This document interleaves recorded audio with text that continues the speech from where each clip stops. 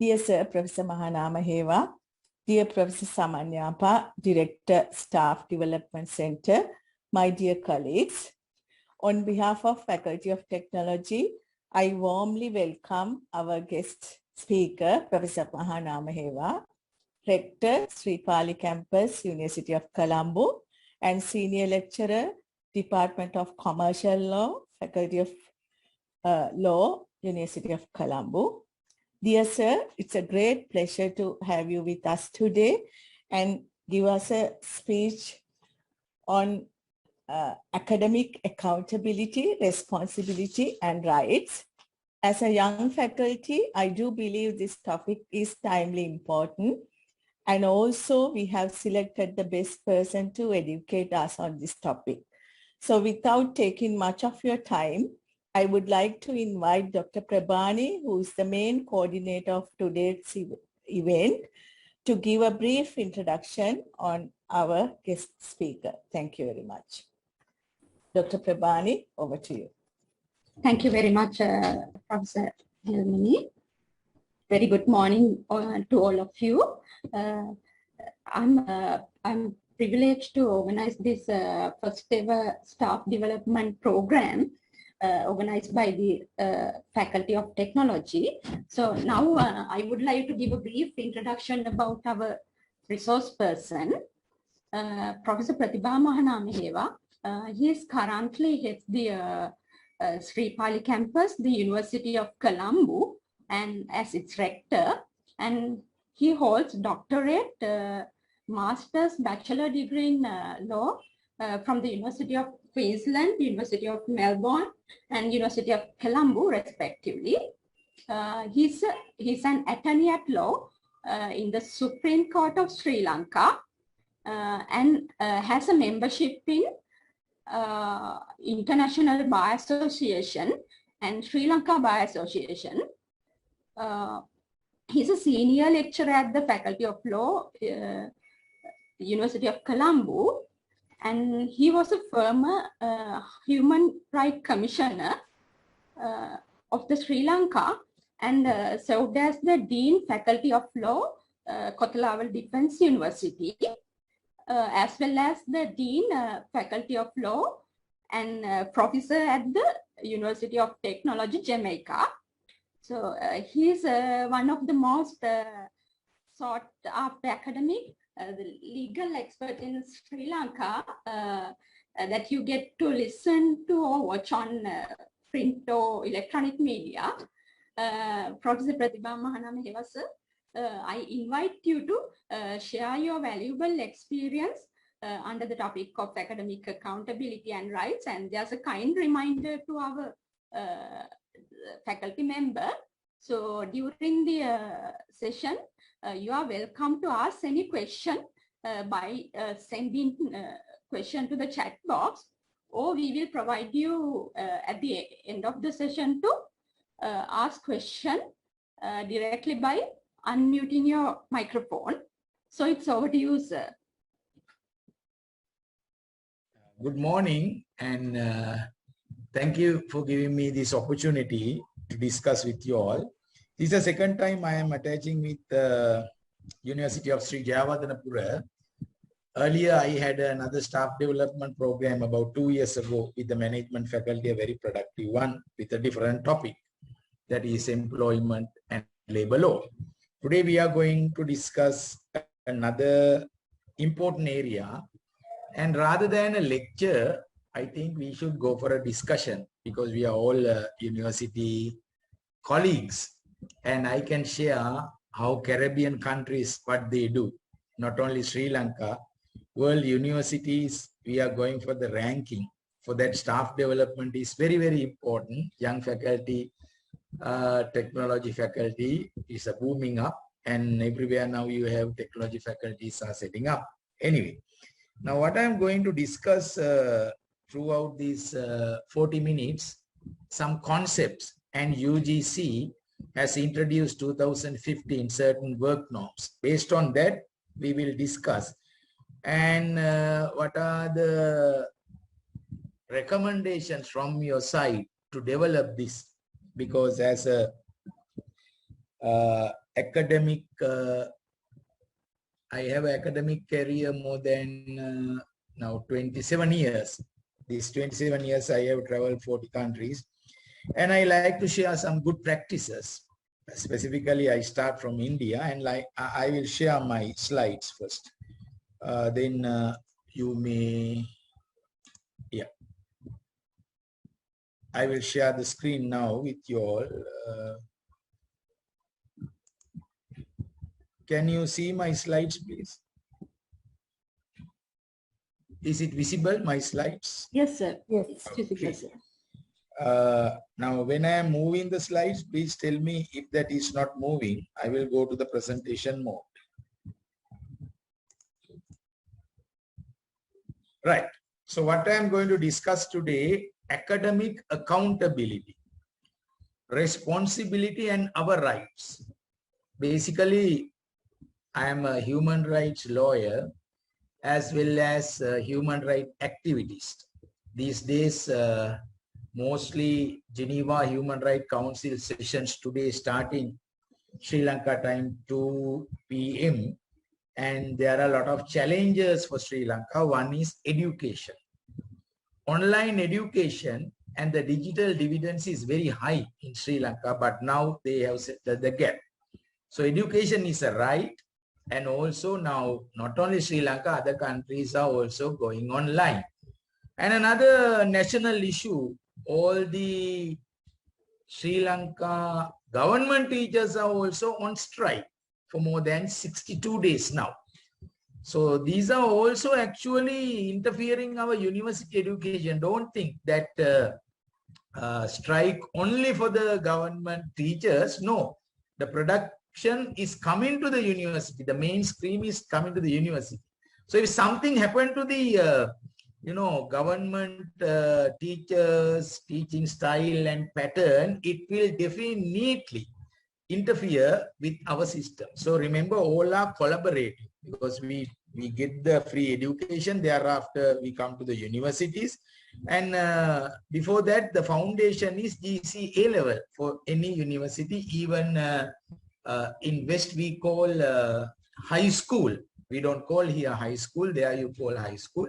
So this is the only teacher strike 62 days in 206 countries. There are 193 UN member countries. I checked all these member countries. The teachers are teaching at the moment online mode, but only in Sri Lanka. Even India, they are teaching. But Sri Lanka, we have a problem. That problem should be solved by the Minister of Education as soon as possible. It affects the country. Otherwise, we are going for a big shaking of the education. So we have a responsibility. Responsibilities are called duties. So we are all duty bound. And I was teaching immediately after I got my A-level results until I entered. I studied at Royal College, Colombo. And then I started my career as a teacher. And thereafter, I have done political science teacher and a tutor island-wide. I had some classes. So likewise, I know how this system is shaping. And there is accountability and also integrity. It is very, very important one day when you are reaching your highest level. These are very important topics. My slides are moving. Can you see my slides? Hello. Am I in the first slide or slides moving? Cannot. The slides moving. Okay, thank you very much. So this is where I respect very much Dr. Radhakrishnan, not a Sri Lankan, but an Indian. You cannot make the nation by just bricks. You have to establish the minds of young people through value-based teaching. Then alone can the nation building take place. So that's why I'm worrying. GCA level, this problem is still not solved. So one day with bricks, you have built a Roman emperor. How we build with bricks and stones. But same thing cannot happen to the education, because education is a right as well as a fundamental human right, not in Sri Lanka, other countries. and we get the free education. So we must. Now I am facing a big issue because our university, we take students not only GCA level, aptitude test. Now aptitude test practicals we can't do. And GCA level, I saw the teacher union is saying without practical marks, they are going to issue the GCA level or O-level results. Now what will happen in that case? You have to see aesthetic studies also, lab testing, technology side, it is very important. Only the books you can't. So they must have a very unique system to get. Now I have visited USA. Every USA university I have seen Sri Lankan professor, doctor or a lecturer is there. So their system, each university where I have visited Australia, Sri Lankan born one, Sri Lankan educated one is there. That's how our system is very much valued. When I was leaving Jamaica, they asked me to send another Sri Lankan to this post. I was the first professor and dean Jamaica University. I went to set up a law college also. Wherever we have studied, not only me and you also same. So therefore, our system is highly recognized in many countries. And also Professor Malik won the award yesterday he won the award for this COVID-19. They are doing a lot of experiments in University of Hong Kong. So you can see many. Professor Munna Singh also like that. So there are people we can go to the Nobel Prize. Why? Because of the dedicated teacher's service. We must respect that. It is very, very important. Very much respected Dr. Abdul Kalam. He was a very, very poor person. Even he didn't have electricity to study his science subjects. I read one of his articles. He said midnight 12, he go near the street lamp in New Delhi and he studied.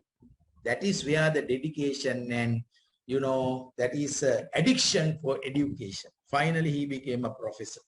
Finally, he died when he was delivering a lecture also. So likewise, his whole life dedicated for what? Research, education, and science. That is where we have seen, same as Albert Einstein. So capacity, you have a very special role to play because more than anybody else, you who are shaping the future generation. Now, a lot of discriminations are happening when we are studying. I have to openly tell that. This is where petty things happening in the GCA level also. Teachers are taking student side. Teachers are having student favorites. So then it is not good. In Sri Lanka universities also, I know. I know. Some person is working very hard, but the university senior people don't like him and therefore he was not recruited or he was sidelined. This is a bad situation. You may not like the person, but you like his work. So that's why most of the universities nowadays I have seen pretty internal politics are there. That is not good. So you have to work as a team. As the leader of the university, the leader of the faculty, dean must take the maximum effort. So I united. There were a lot of fractions before I took Sripali, but now we are all working as a unit. So that spirit is with the leader. So likewise, your faculty, you have to go with the nation building. Technology is important. Government agenda, technology. Every district, there must be a technological university. That's the thing. And SDG, that also there. So technological wise, we can go past. Now look here, in student life within the university is very important. When I was a student, I did sports, I did debating, I did extracurricular activities, everything I did, because in the student life, you have to gain everything, then only you can boom up. So academics are there. You and I, we are all academics. And then you have the non-administrators are there, as well as non-administrators. You are the senior student counselor. You are the secretary. You are the senior treasurer to the student council. You are the treasurer to the societies. I have seen University of Technology. You have a lot of student societies, student activities are there. Encourage that. That is more important. And the administrators are there. Dean, head, And then you have the other administrators. So the non-academic administrators are their registrar, as well as deputy registrar and senior assistant registrars are there. And also then non-administration side is there. So responsibility and accountability in the student life is very important. When a student enter to the university, now no ragging at the moment. I believe there is no ragging everywhere because we have a legislation at the moment and you can be punished with the CCTV camera. You can find anything. Technology is very fast. Now even courts, most of the cases now we find CCTV camera evidence, audio, video evidence. So it is very easy to prove cases. So the technological side is very advanced. Law is little bit. Now computer crime, if you say most of the computer crimes now, now there's a big case of NMRA. All the data are deleted. NMRA, National Medical Research Agency. Now the case is going on. It's a computer crime. And they have taken the service from the company called Epic. So the Epic company CEO was arrested and thereafter produced before the court. Now it is going with the digital evidence. They are looking. So nothing to worry. Everything you can trace. Most of the accidents today, they trace with CCTV camera evidence. So you are in the technological side. So you have to boom that and give a full support. So academics are there. So academics are doing projects with the students. That is very important. You have to encourage most of the time. I have seen many countries research. I think Canada is the best country which allocate from their national budget, the maximum they allocate for the education, as well as in Germany. But in Sri Lanka, this time the budget, earlier they have allocated maximum amount, I think, for the Ministry of Justice to set up the court system. And also Ministry of Finance said next year no recruitment. So I have to recruit all the vacancies now. So I have listed and advertised today because Ministry of Finance, we got a circular. Next year, no budget allocation for any academic, non-academic, there is no way. But if we publish the vacancies, nothing to worry. So I think technological faculty also must get this. In the CVCD, I meet your, the Vice Chancellor's meeting, monthly we are having one. Your Professor and Vice Chancellor coming there. So we are discussing many issues in that. So the biggest problem now when we go online, social media misuse, that I will come a little bit later. So ethic for university teachers. Now before a university teacher, you are actually a university student. Normally that's the culture. Even university students are from Sri Lanka or from abroad. So ethics are very important. Law and ethics totally different, right? Law is backed by punishment. Laws are the rules and regulation made by the parliament. But ethics are different. Code of conduct, moral principles, and how we behave in the university. What type of university issues are there? When I was in the Human Rights Commission, a lot of issues are coming. I will discuss one by one. A lot of, even from Sri Jawaharlal University, a lot of students came and complained to us. Even in Sabaragamu University, against the lecturers and how they are discriminating the students. And they have also evidence. So likewise, if it is an ethical side, we look, that's a great way where you are going non-discrimination. And the university also promotion cases are coming. Increment not giving. Disciplinary action. That is where unfairly terminated. And promotions were not given. Whole lot of problems are there. Don't believe university running smoothly. Yes, it is running smoothly, but issues are there. Supreme Court cases are there. Jayawardenepura 2 cases are there where lecturers have filed, right? So this is where the administrators like us, we must respect the ethics of the institution and as well as reciprocally, and university lecturers also must bound by those ethics. And Peradeniya University, very sad things happened. How they allocate marks for female graduates. And then harassment, sexual harassment cases are coming. Right? I'm openly telling this because I have evidence and how they are inviting this. Now online we have to be very careful. That's why we have introduced this social media policy. Colombo University, we have introduced a social media policy. When you are using as a lecturer, You can discuss any issue. But when you go, not like earlier situation, where the student is more attached to you. Online, you can discuss anything with the students. Sometimes they record and they keep the record and they give the administration, sir, look here, this lecturer is, terrible. He's giving calls us and asking a lot of things, and all these are, the lecturer is covering up, looking your health situation, looking the health situation, asking many questions, not you all. But remember, those things are there. So we have to be more ethical, and we are setting up moral principles. Ethics are related to morals. That is, we are the religion, good practices, good behavior. All these are there concerning human conduct. And also we have ethical issue now. Whether COVID-19, it's a man-made one, or it came from nature, or whether it came from an animal. We know mad cow disease is there, Ebola, as well as different diseases are there, no? Bird flu. Now earlier they said this came from the bat, but nothing. This is a biological weapon. Still they have not conducted. So somewhere something has gone wrong, maybe testing or not. Technology side is very important. Yesterday 9/11 incident happened. Technically, we know how they attacked the center, World Trade Center, where the aircraft, how they use the technology for that. So basic human ethical behavior is very important. It's coming from the family environment. It can come from relatives, as well as school friends and teachers. Now, Sri Lanka, we are in a collectivism culture. In West, it is an individualism culture. So world, two cultures are there. Collectivism culture, we help each other.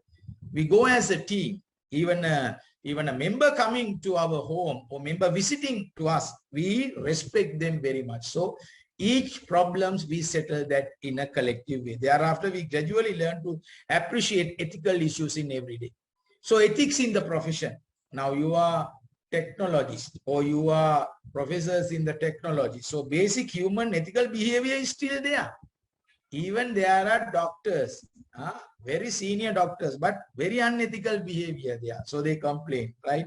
And when they are fighting, it comes to Human Rights Commission, and thereafter they go to courts, right? Because of this ethical behavior, even a well professionally qualified person, your ethics are coming from your childhood. So therefore, you have to have a great ethical background and you have to continue with your profession. So the purpose of this section, I am sensitize the university teachers to important ethical issues before they have to confront them. So this is where UGC have issued circular in 2015. These issues related to standards apply to all university teachers, irrespective of their chosen subject discipline. It can be law, it can be management, it can be medicine, right?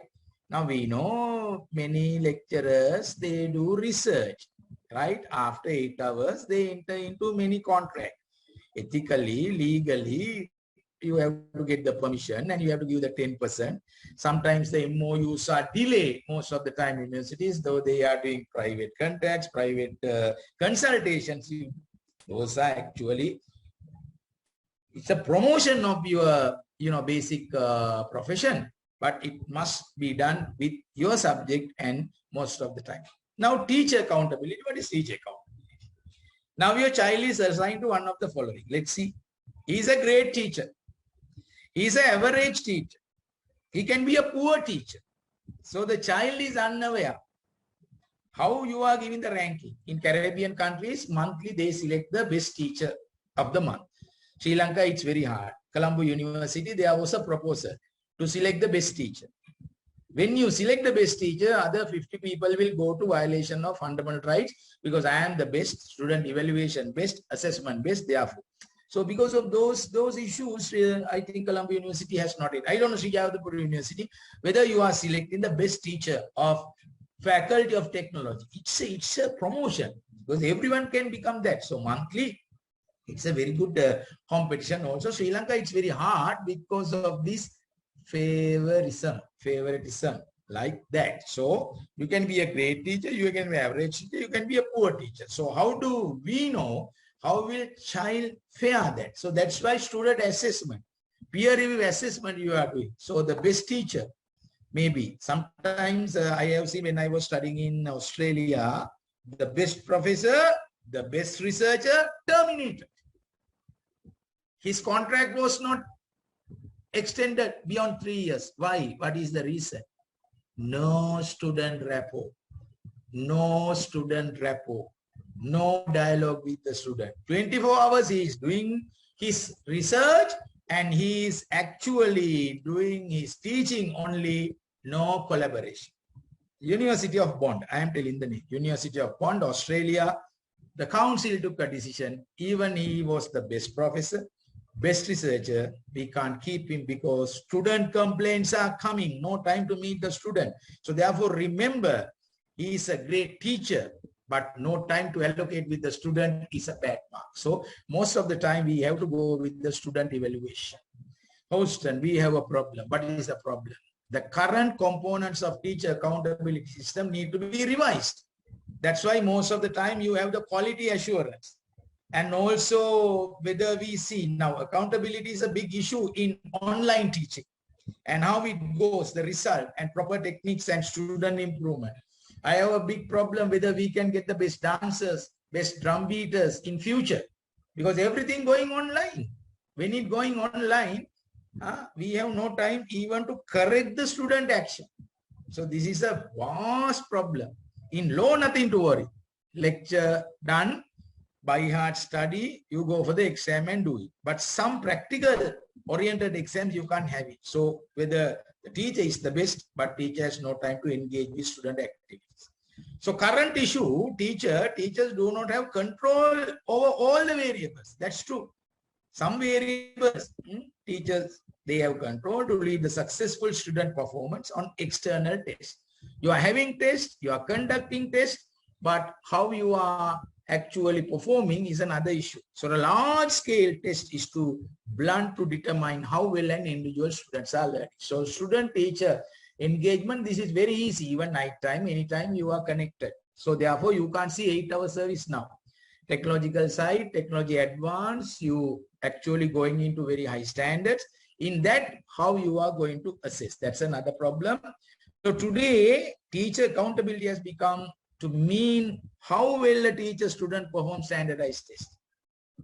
I don't know how Javadra University testing it. So standardized tests are there and how, because transparency is there always when examination paper, it must be moderated, scrutinized, 2 or 3 seniors, and likewise you come for the system. But the productivity like offline on-site, you can't get from online. That is where most of the university students are today having mental issues.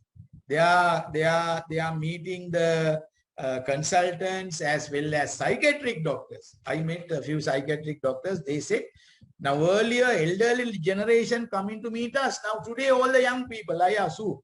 No, they are all university students because they can't bear up their studies. And they are not meeting like that. Those days we had Kuppi. When we are studying, we had some system called Kuppi. Those things you can't do online. So measure the performance. Real performance you can't measure today. So the accountability is very important. My topic is that. It's a dictionary meaning. This suggests to accountable means being subject to giving an account, being answerable. I told you the professor is not answerable for students in the Australia Bond University. That's why his contract was not, extended. And sometimes they terminate. They don't get that. They go for a very hard decisions even. You can be the best researcher, but to run the university, you must be with the students. So that's why be answerable, capable of being conduct. Now, accountability is a concept of ethics. Now, if you are an ethical person, you always, get that accountability. You've done it, and governance with several means. Therefore, this is where concept as responsibility, answerability, blameworthiness, liability, and all these things are similar words to accountability. And other terms associated with the expectation of accountability. Now, I don't know how you meet the students. Now, you conduct Zoom lectures. Thereafter, you can separate into groups and how you answer to the students. Now, students cannot come and meet. What is the technology? Because you are in the technology side and computer side. So therefore, how you are getting students videos and feedback, it take a long time, whether the compensation paid for you by the university for that. So accountability has many meanings for political leaders, including Sri Lanka, education officials. We are teachers, so we have that, and parents, community, and business leaders. So everyone, general public, we all have accountability is multifaceted and involving responsibility, authority evaluation. Even I am not producing a graduate, only a lawyer. I produce a human lawyer where he can understand the human problem and at least he will do 2 or 3 free cases. So that's why we are teaching. Subject knowledge is irrelevant. You may be the best person having the subject knowledge, but if you are not doing something for the community, if you are not doing some for the addition for the research, you are not the best lecturer. So therefore, we have to have a responsibility to set up the system also. So the quality education, that's why quality assurance cell is there in your university. Staff development center. So quality education has a power to transform the society. That's why we are doing the single generation, which provide, and also hazardous of poverty. It's very high, labor exploitation there, disease, COVID-19, and given them the knowledge, skills, confidence, research of full potential. So this is where I want to tell you quality education, not only coming from the discipline of your subject. You have to see the society as a whole. That's why bursaries are given, accommodation in hostels, Mahapola is given, and you have to look that child very well. Otherwise, mental disease first. I'll share one of my examples. When I was in the KDU as the dean, we are not admitting students only with Z score. We do a lot of tests for them. You know, young generation, 50%, they are suffering with diabetic, blood sugar, eye issues like that. Now, university, national university, we are not checking their health, but defense university we check. In that 50% may not get the placement because last 2 to 3 years, they were addicted to computer. They were addicted to others. No sports they are doing. So in that case, it's a very weak student population we are bringing. Health is an issue and their life expectations is coming down with that with non-communicable disease, not like COVID-19, non-communicable disease. So responsibility and accountability, those are legally different, I am showing. So you are holding a specific office. You have a duty. You are a student counselor. You are the head of the department. You are the academic coordinator. Likewise, you have a duty, but the others should trust. As the leader, people should trust you. That's your behavior. Your integrity, how you take brave decisions. But accountability, it means is the redistribution of unfulfilled trust or violated the obligation. So it focuses, mainly responsibilities are focused on individual personal integrity with respect to specific tasks and the confidentiality, and they will believe. So the focus is more upon other aspect who is accountable, and I-centered responsibility is I. That is my duty. When I remove the mask, I know where to put. That is centered for me. After eating a banana, I know the peel where I should put, right? But accountability is other-centered, student-centered. Every lecturer, there is accountability for students. So responsibility, once a clear duty to perform, have to do lectures, take care. But other than that, there is a way, success or failure, my lecture, how I do it, and accountable to the other people also. So likewise, I have given the differences with cases. So responsible always has other persons in mind, which focus the individual. Duty, obligation, and not to act negligently, carelessly, irresponsibly. I have to be ready for the case. I have to be ready for the lecture.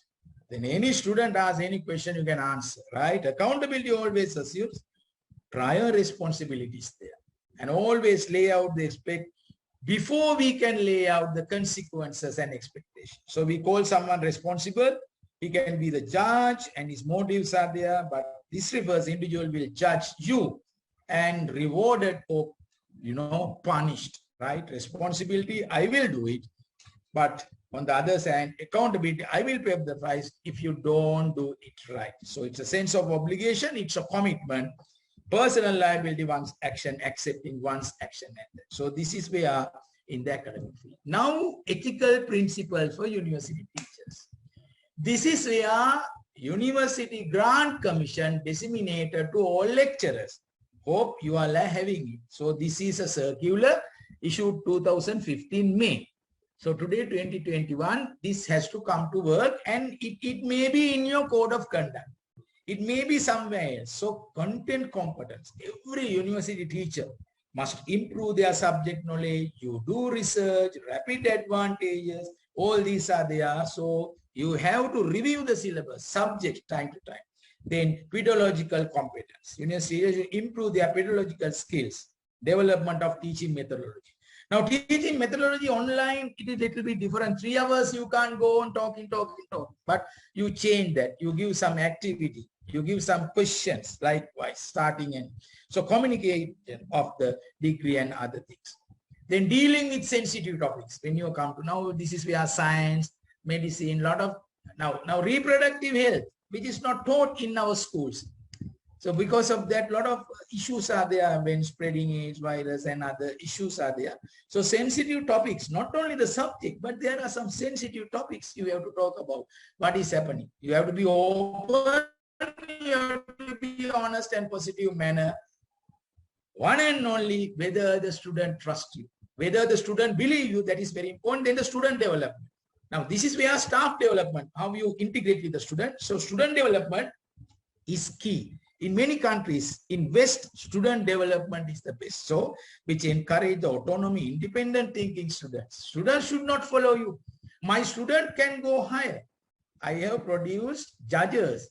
Some of my students now in the Court of Appeal of Sri Lanka. But as a lecturer, I am very happy because they have climbed the ladder and they have passed that ladder. So that's why independent thinking students you have to develop. Students are not slaves. So students must study independent thinking always. Respect and dignity is very important every time. So actions, you can see the student development. Then dual relationship with students. So university teacher relationship is there, student relationship is there. No favorism. You have to be independent. You have to be right to equality. Treat every student, but don't marginalize any student. When you marginalize a student, it will be a pathetic situation, not for the university, but for the country also. And the confidentiality. So these are some of the important areas when you are inculcating ethics as well as accountability and responsibility. Confidentiality is very important. That's why university lecturers are signing confidentiality clause. You are not revealing the data, whatever you get. Respect for colleagues. This is a human right.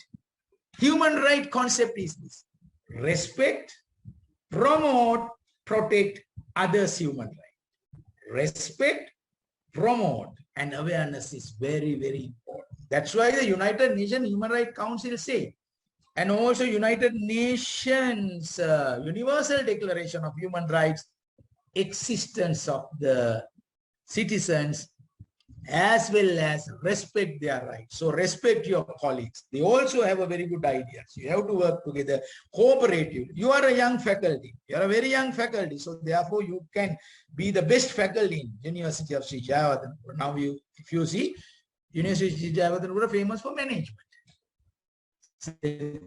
Bank, any bank, all this management. Now you have to get the gap. No, University of Sri Jayawardhanapura, not only management, this is, some people call in Australia management university. They don't know management university. So you have a technological university. This is where the professionalism is very important. A valid assessment of students. This is another important culture, student performance.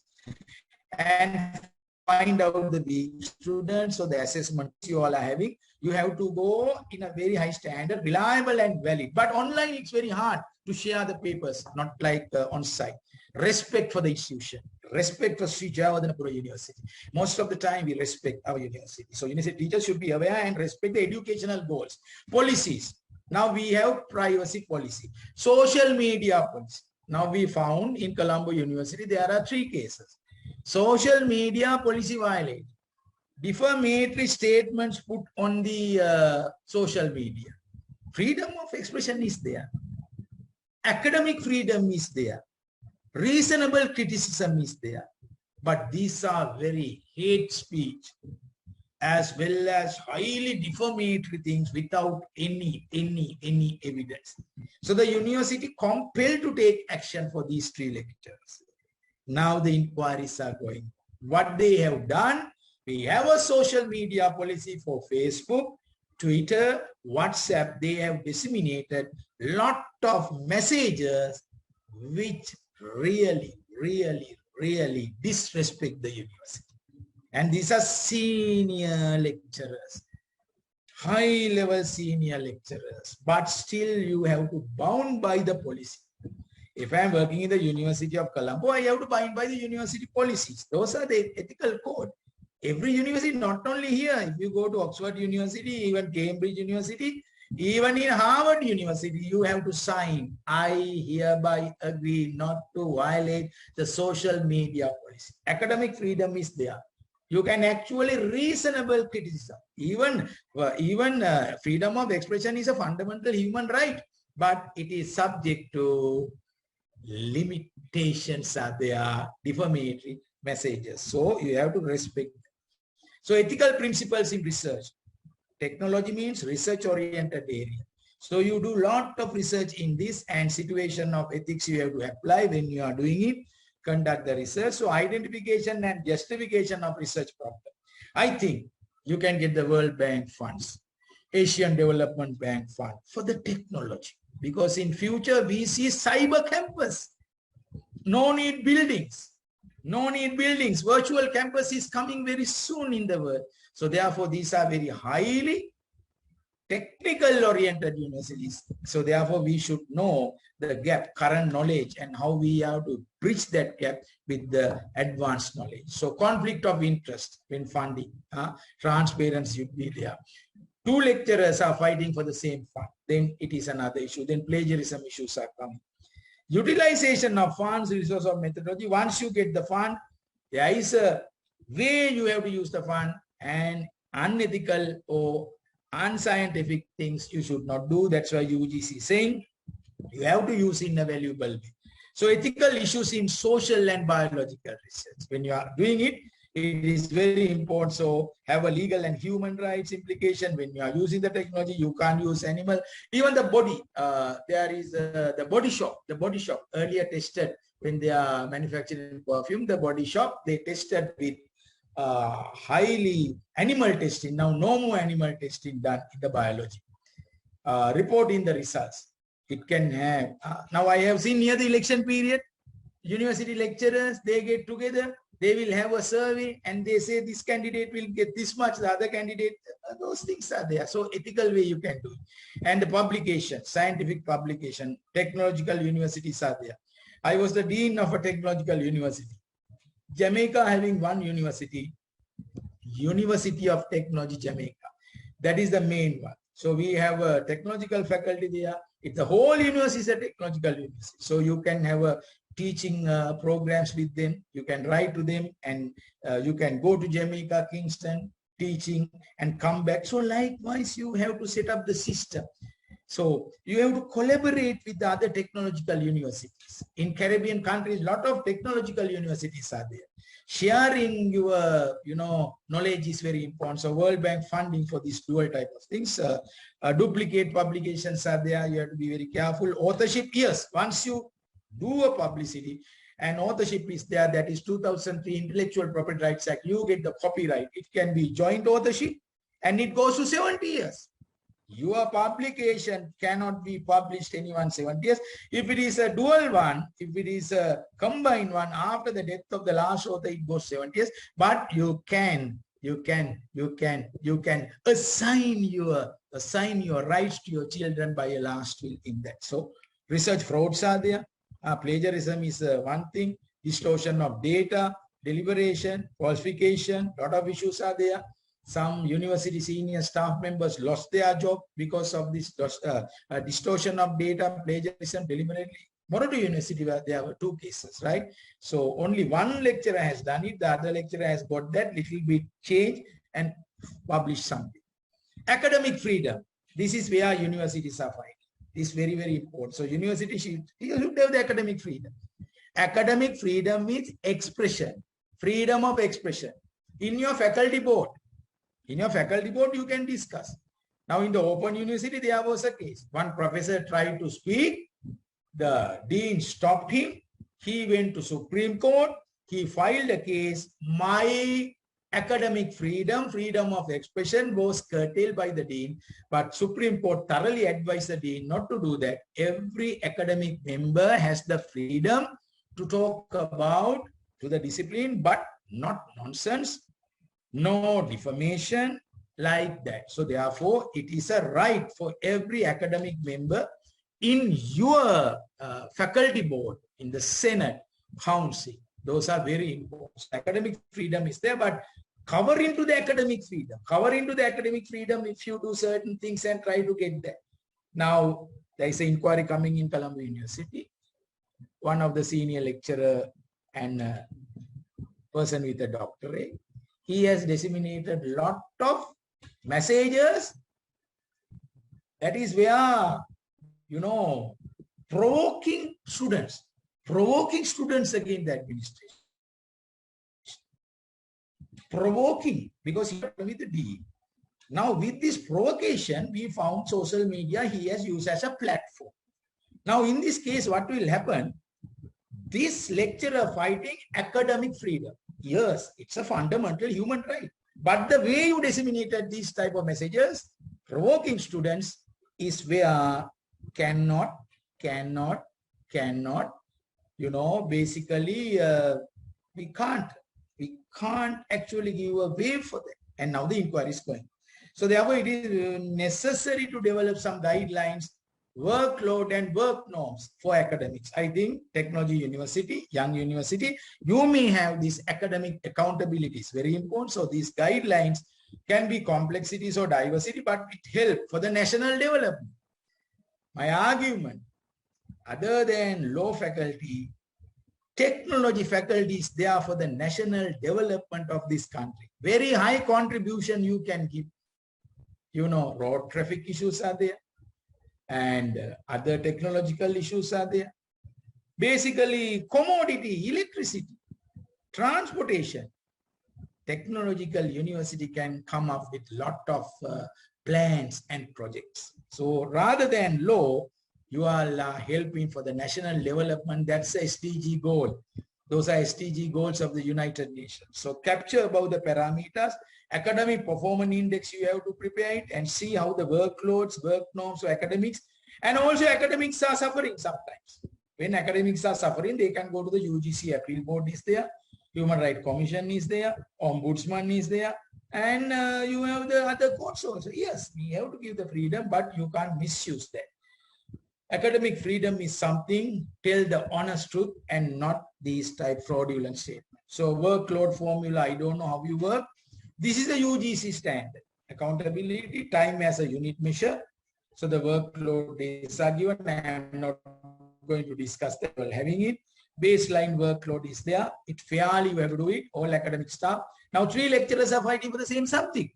I have seen some universities and they count Human Rights Commission. I am the expert. So you have to have a committee and see how you are best. Negotiation is the best. Don't go for cases, negotiation.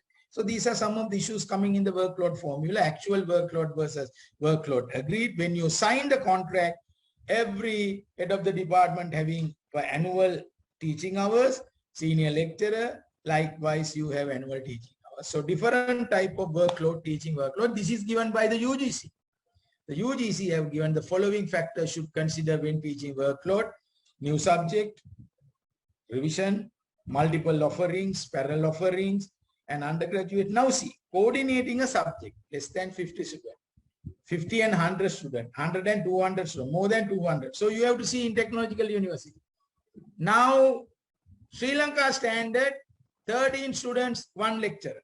13 students, 1 lecturer. But it is more than that. Sometimes 50 students, 1 lecturer. No, that is not the quality standard. All the Commonwealth universities, the standard is 1 lecturer, maximum 15. Otherwise, it is not productive.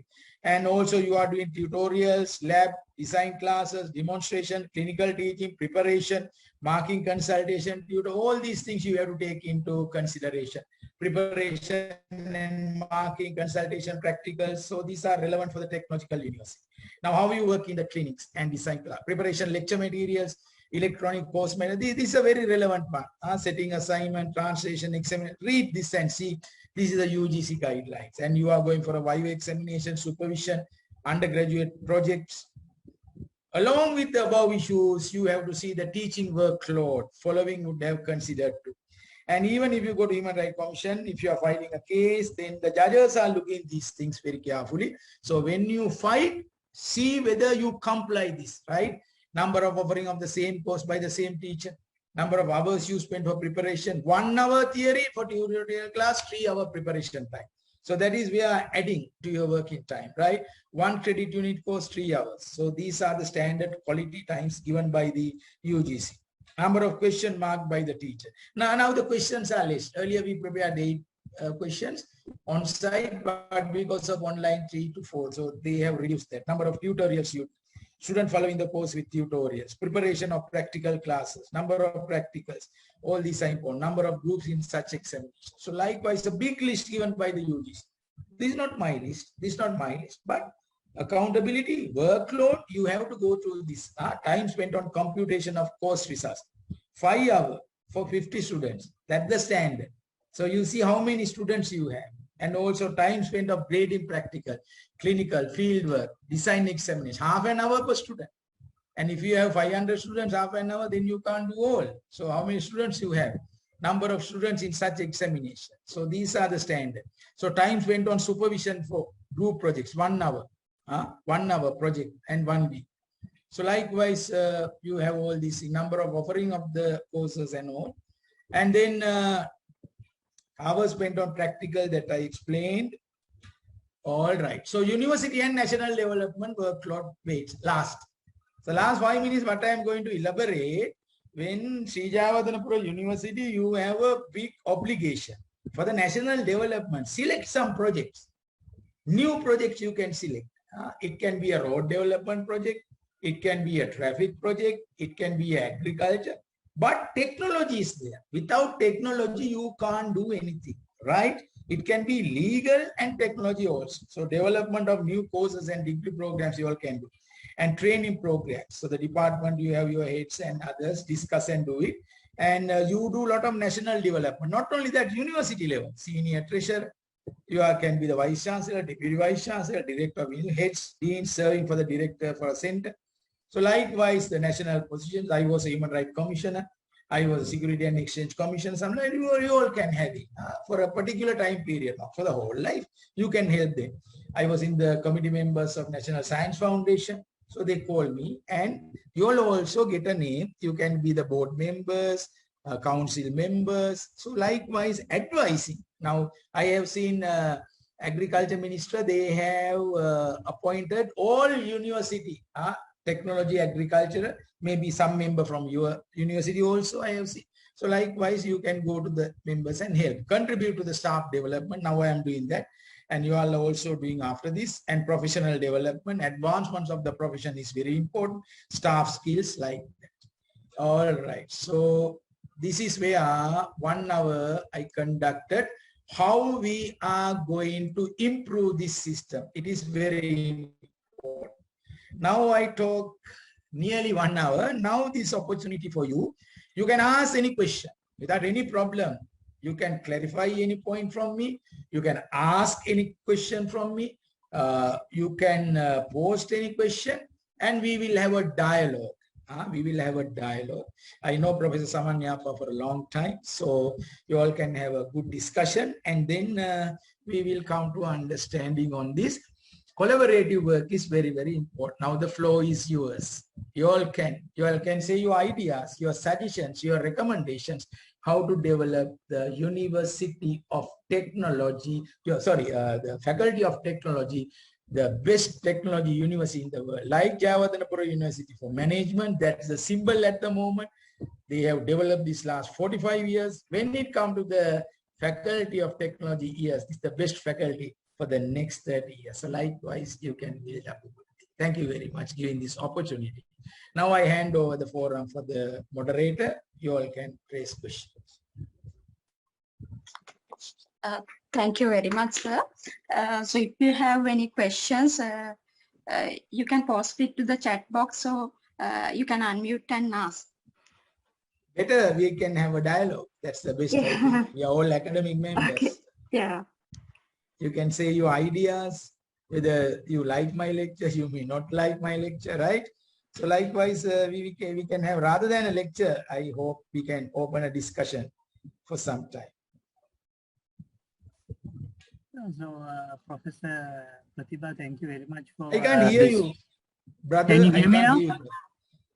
Can you hear me now? Yeah, now I can hear. So, thank you very much for the valuable lecture. Actually, it is a timely discussion to engage with workload calculation and our accountability and so on. So, I'm having a particular question related to workload calculation with the number of students, for example, particular in a lecture. So, like I saw that there's a norm in UGC 1 to 50 students and then 50 to 100 students and so on. So how about the factors like, if we say we have 100 students in a class for 1 hour. Okay. According to the UGC norms and international Commonwealth standards, one lecturer cannot handle 100 students, but you can do the lecture, but it is best to divide 25 groups at least and give for your junior lecturers or other lecturers must handle that. Now, university, in your faculty, I don't know how many students are there in one batch. Let's see, Sripali, I got this time 120 students coming. So therefore, we have 10 staff members. So it is very easy for me to do it. But I don't know in the technology. So UGC had given, let's see, you all are having 500 students, only 2 staff members cannot function that. So immediately staff requirement is there. Your dean can write to the UGC. Now UGC given at least another 1 or 2 months to recruit. It's a recruit suitable lecturer for that. My argument, 50 is very high. The quality is not coming. So you have to discuss with your dean and the other heads. So at least you must divide. So what I did in Jamaica, I had 250 students. So one lecturer, 1 hour, 250 students we teach. Thereafter, we divide the students into 25 groups to 30, and other lecturers are also taking that subject. That's how we go. So 1 hour lecture for the whole batch, and thereafter we divide them into groups and teach. So that is the international standard, but I don't know how technology university work. I showed you the circular. In that circular, 2015 circular, it is very, very clearly says, so you have to manage. Now the government is actually pressurized to take more and more students. For that, you have to give resources. CVCD we have discussed. All the vice chancellors very recently met the UGC chairman, and they said we can't get these students without, your vice chancellor including said, without any facilities. Without any facilities, how can they get the students? But that is negotiation level at the moment. So they are granting a lot of other faculties for the technological faculty. To get students, you must have resources. Otherwise, we are building a brick-oriented society, as the first slide, as I said. Okay, thank you very much. So no issue with the academic freedom. That is the biggest issue, coming issues. Thank you very much, Professor, for the interesting speech. My question is also an extension of Dr. Sankar's question. Yeah. Instead of recruiting new members, okay, one good way, yes, that is the best solution. If we can recruit new members and we can distribute the workload, that is the best solution. Let's imagine that is not possible. In that case, can we increase the workload of a lecturer who is handling more students, so that his other commitment can be reduced? You can't, because there is a standard given. Wait, I will share that. First, I will share that. Give me 1 minute. I will share the workload, then it is very easy for you to discuss that. Give me 1 minute, please. Give me 1 minute. I have that document. I have that document. Give me 1 minute.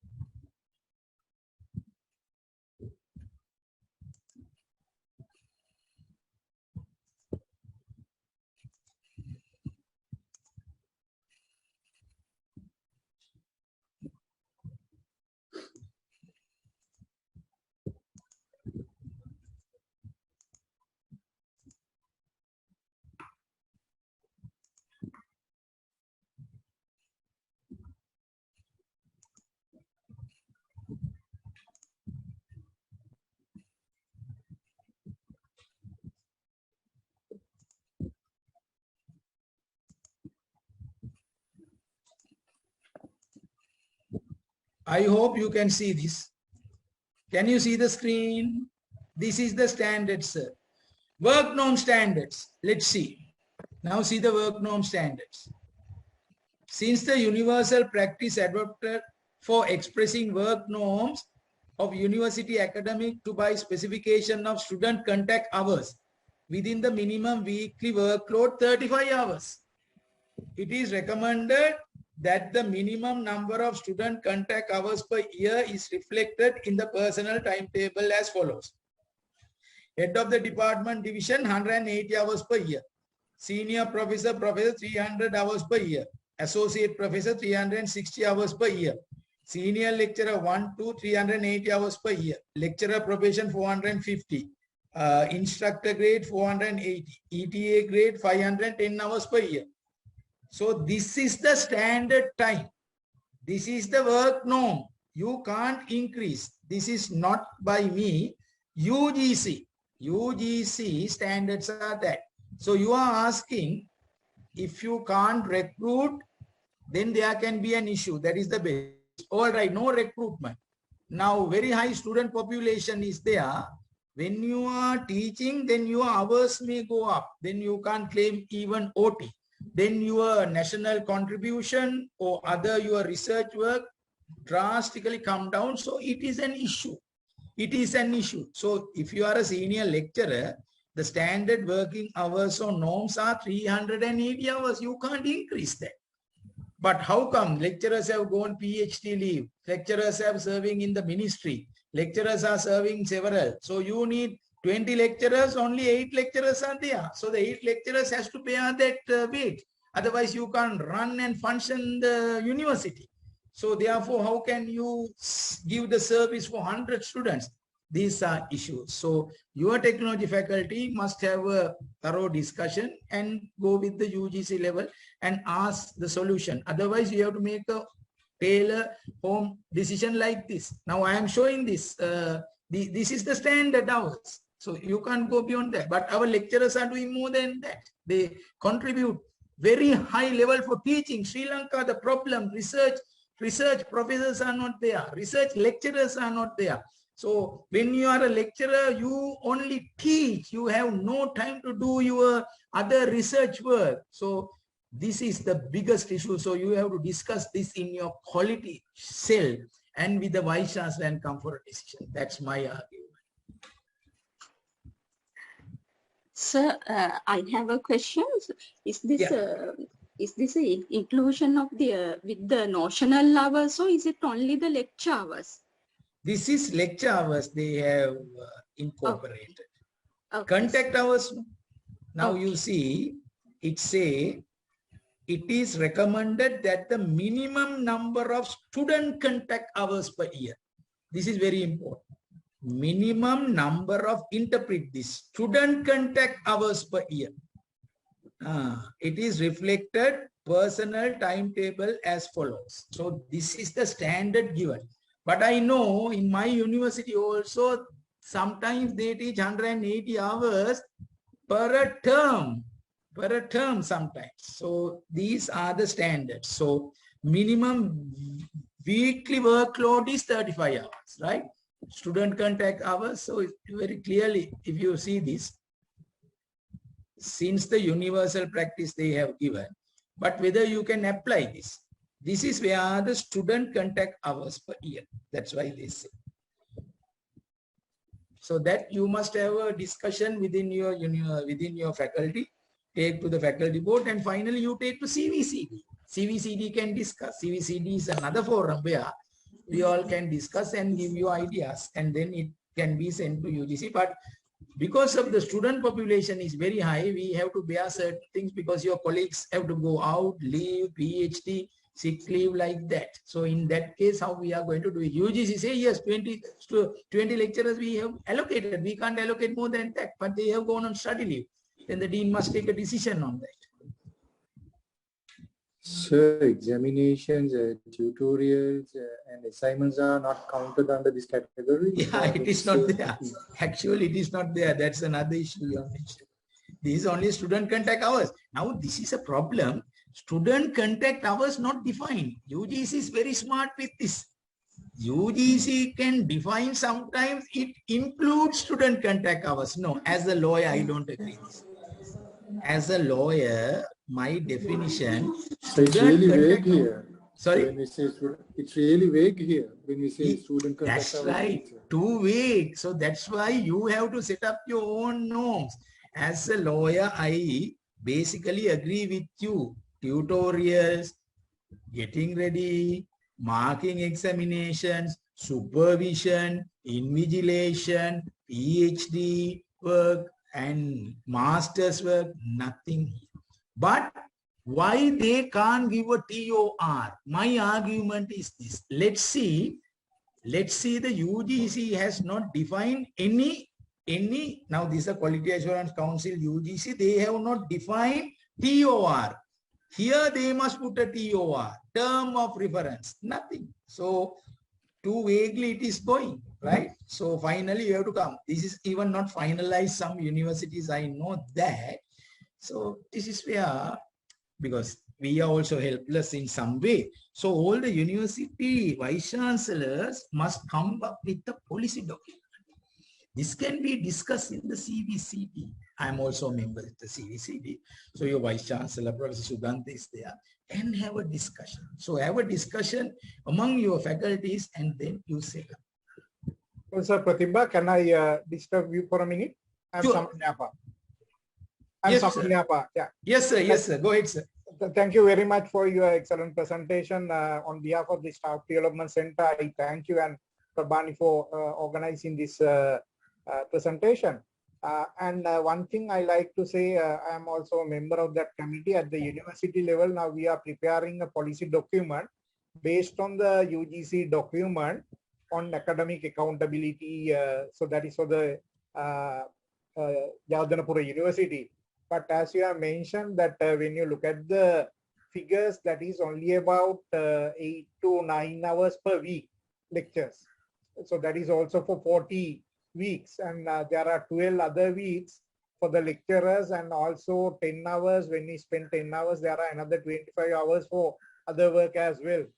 So there may be certain extreme cases where you may have to take some classes, or there may be, because of the technology faculties and new faculty, they may have some problems with the lecturers even. But when you take a large faculty like management faculty, we take about 1,200 students.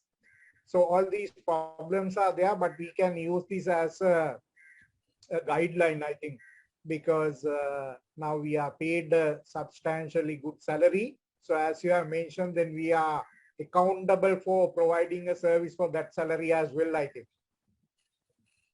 Thank you, sir. Thank you very much. Thank you. I totally agree. So as you say, management faculty having 1,600 students sometimes. So issues are there, but I mean, more productive way, we have to allocate some research hours. That's my argument. We have to give certain research hours also. That at least the UG must see it. So this is only a guideline, I think. So you all try to come up with that. And also research, now you can get the funds also. So payment won't be any problem in future. Thank you very much for your great explanation. So thank you very much giving this opportunity for this. Actually, we were actually discussed for 40 minutes, but it has gone beyond that. If no question, we can wind up. If you have any question, you can ask.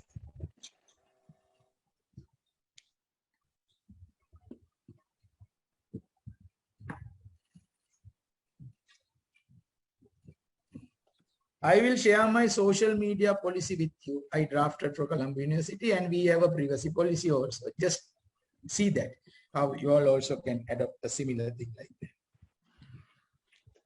Your social media, a lot of cases are coming, sir.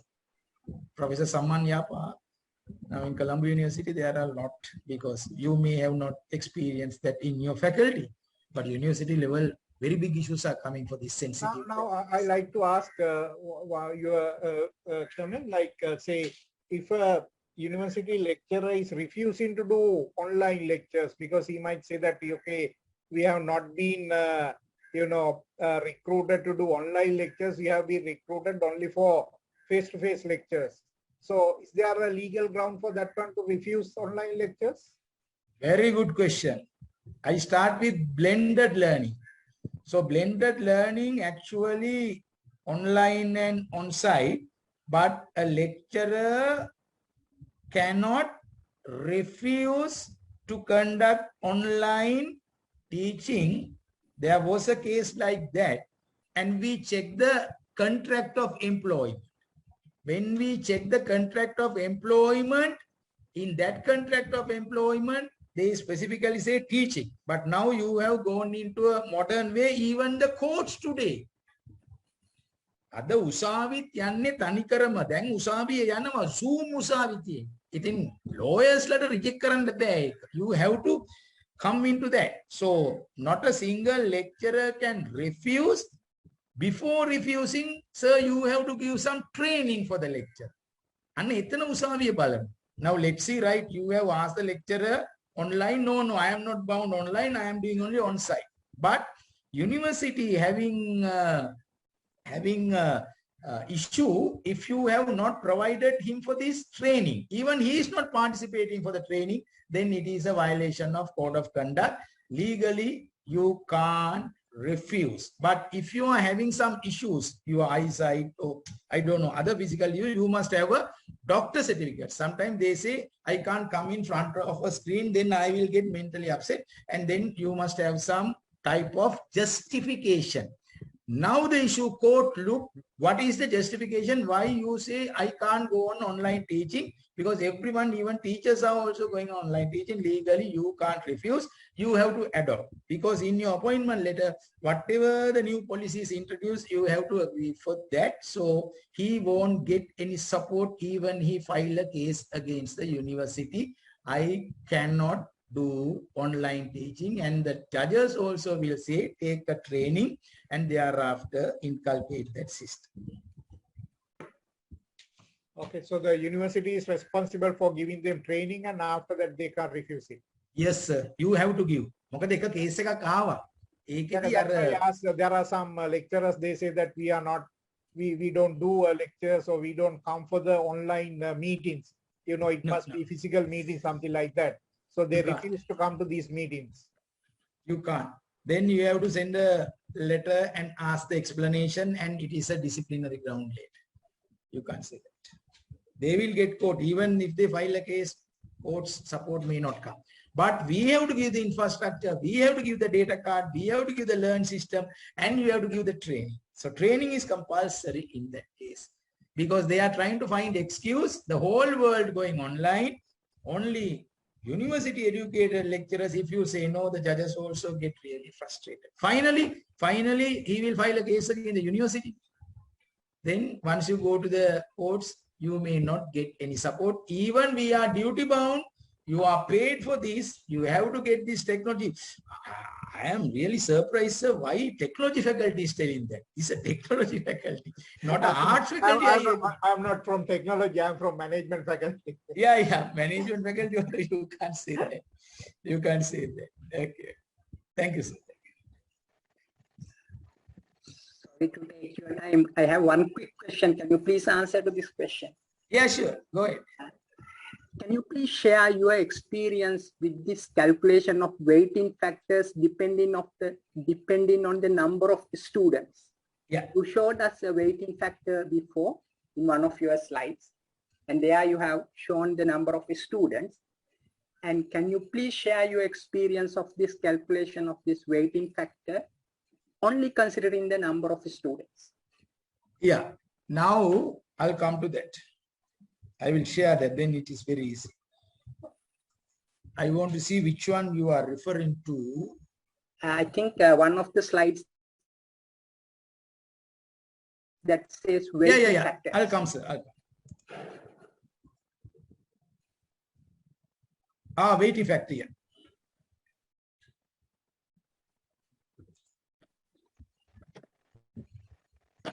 This one. Yeah.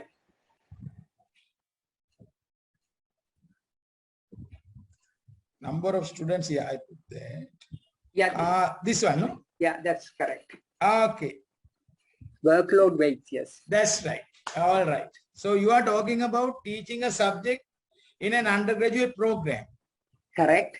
And I am considering one course with 25 students and another one. Let's take an example, one course with 25 students and another course with 50 students. This Yes. is just an example. And how do you calculate this weighting factors for those two courses? Yeah, two courses. What I do, I will give my personal view. This is not the university view. So always I encourage the factor 25 students. Sometimes some courses you will exceed that with 100 students. Let's see like this. It all depends with the discipline. Now, if you see medicine or technology or even bioscience, then should not increase 25 students because the practical part is very important. Individual attention you can't get that. But subject like social science, law, as well as maybe management, this number can increase. That is my personal experience. In Jamaica, what happened? They are really following this. In Jamaica, dental faculty, only one lecturer, 15 students, because you have to give the attention. And also liberal arts, one lecturer, he go with 90 to 100 students. Now see, same lecturer, but different disciplines, it go with different numbers. But Sri Lanka, still we have not set up a system like that. You asked my personal experience, so I am sharing my personal experience. That number depends with more and more technological subjects as well as art subjects. So art subjects, it is different. You can manage. I just believe you can manage. But other subject, it's very hard. It's go with the type of discipline you teach. That's my experience. You may not agree with me, but you have to find out a system like that until you get more and more lecturers. And also remember, most competent lecturers, they go abroad and they don't come. Now, I know a lot of bond violation cases we found. Many universities, bond violation cases are there, very high in the medical faculty. More than 80 to 90 lecturers, they study with our money, they go, sir, they don't come back. So therefore, the legal action now taking. Those issues are also there. We have to see how ethical we are. At least 5 years we can do the service and go. No, they go there and they now pay their compensation. Compensation means even 500 they pay. Courts accepted it. So it will take long time. Those issues also you have to consider, sir, most of the time. Thank you very much, Professor. It's a very fruitful session, sir. So I would like to take this opportunity to appreciate your valuable contribution by spending your valuable time with us in spite of your busy schedule. So we are privileged to have you with us for this inaugural staff development of the faculty. So thank you very much, sir.